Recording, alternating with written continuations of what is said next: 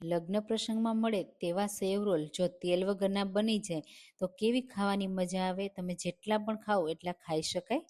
Hello friends, હું છું શીતલ। તમારું સ્વાગત છે મારા ઘરનું જ કિચનમાં। આજે આપણે બનાવીશું તો આજે આપણે બનાવીશું સેવ રોલ, એ પણ લગ્ન પ્રસંગમાં બને તેવા જ સ્વાદમાં, પણ તેલ વગરમાં, તેલમાં તળ્યા વગર, અને એકદમ હેલ્ધી અને ટેસ્ટી। તો પહેલી જ વાર હું તમને આ એર ફ્રાયર રેસીપી શેર કરીશ, તમને કેવી લાગે ને મને કમેન્ટમાં કહેજો।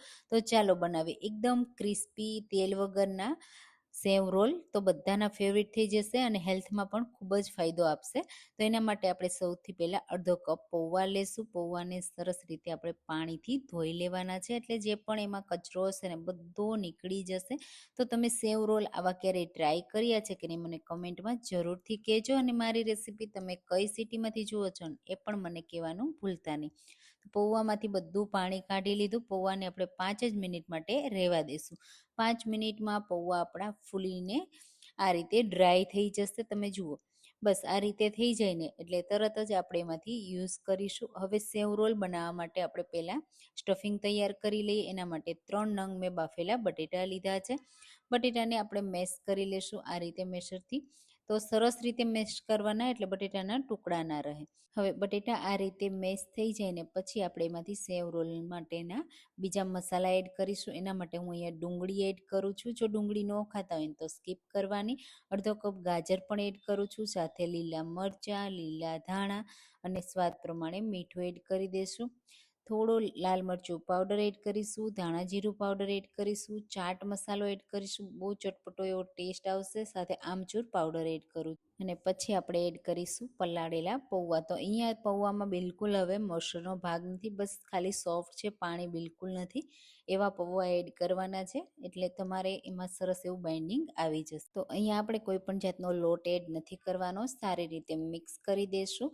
આ રીતે હાથથી સરસ રીતે મિક્સ કરશો ને એટલે બધું સરસ એવું બાઇન્ડિંગ આવી જશે। બધું તમે જુઓ સરસ મિક્સ થઈ ગયું, બધા મસાલા સારી રીતે મિક્સ થઈ ગયા। બસ હવે આપણે આમાંથી રોલ બનાવી તૈયાર કરીશું। તો સેવ રોલ તમારે કેવા નાના કે મોટા બનાવવા છે ને એ રીતે તમારે બનાવવાના। તો હું અહીંયા આ રીતે જેવા લગ્ન પ્રસંગમાં બને ને એવા જ શેપ આપી અને તૈયાર કરું છું। આ રીતે સ્મૂથ કરી લેવાના।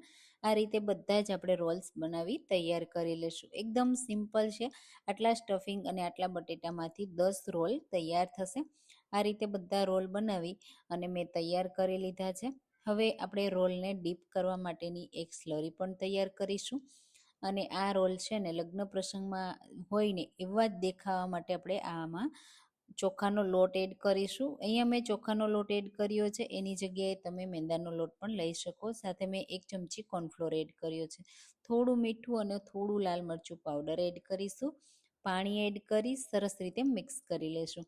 તો ચોખાનો લોટ છે ને એટલા માટે એમાં પાણી થોડું વધારે જોશે। જો તમે મેંદાનો લોટ યુઝ કરતા હોય ને તો તમારે પાણી ઓછું એડ કરવું પડશે। તો અહીંયા ટોટલ મેં 1/4 કપ પહેલાં પાણી એડ કર્યું છે। તમે જુઓ આ રીતની થીક પેસ્ટ છે, આપણે થોડી એને પતલી કરવાની છે, તો 2 ચમચી જેટલું પાણી હજી આપણે એમાં એડ કરી દઈશું। તો આ રીતે એકદમ સ્મૂથ આપણે સ્લરી તૈયાર કરી લેવાની છે, બહુ પતલી પણ નથી રાખવાની અને એકદમ થીક પણ નથી રાખવાની, એ રીતે તૈયાર કરવાની છે। તો સેવ રોલનું જે રોલ છે ને એમાં થોડું હલકું લેયર જેવું કોટિંગ આવે ને બસ એવી રાખવાની। તમે જો આ રીતે ચમચીમાં પાછળના ભાગમાં કેવું એકદમ લાઇટ એવું હલકું એવું કોટિંગ આવે છે, બસ એ રીતે। અને હું અહીંયા વર્મિસેલીનો યુઝ કરું છું, તમારી પાસે જો ઝીણી સેવૈયાની સેવ હોય ને તો એ પણ લઈ શકાય છે। હવે અહીંયા રોલ લઈ લેશું અને આમાં ડીપ કરી લેશું। આ રીતે તમે જો હલકું એવું એમાં કોટિંગ આવે છે, બસ પાણીના ભાગ જેટલું જ। આ રીતે ડીપ કર્યા પછી આપણે જે સેવ તૈયાર કરીને રાખી છે ને એમાં આ રીતે રોલ કરી દેશું, એટલે બધી સેવ સરસ રીતે કોટિંગ થઈ જશે અને એક લેયર તૈયાર થઈ જશે। તો અહીંયા આ રીતે મેં રોસ્ટેડ સેવૈયા નથી લીધી, તમે રોસ્ટેડ સેવૈયા પણ લઈ શકો છો, અને પછી એને તમે રોસ્ટ કરો ને તો એકદમ ગોલ્ડન કલરની થઈ જશે। મેં અહીંયા વ્હાઈટ જે વર્મિસેલી આવે ને તે લીધી છે, જે રવામાંથી બનેલી છે। આ રીતે બીજો રોલ પણ આપણે તૈયાર કરી લઈએ। ફરીથી આ રીતે કોટિંગ કરીશું અને તરત જ તમે એને પ્લેટમાં રાખતા જાઓ તો પણ ચાલે. પછી આ રીતે કોટિંગ કરી રાખી અને ડબ્બો ભરી તમે રાતે તૈયાર કરજો અને સવારે બાળકોના લંચ બોક્સમાં તમારે આપવું હોય તો ડીપ ફ્રાય, સેલો ફ્રાય અને એર ફ્રાય કરી શકાય છે. તો આ રીતે બધા રોલ મેં તૈયાર કરી લીધા છે.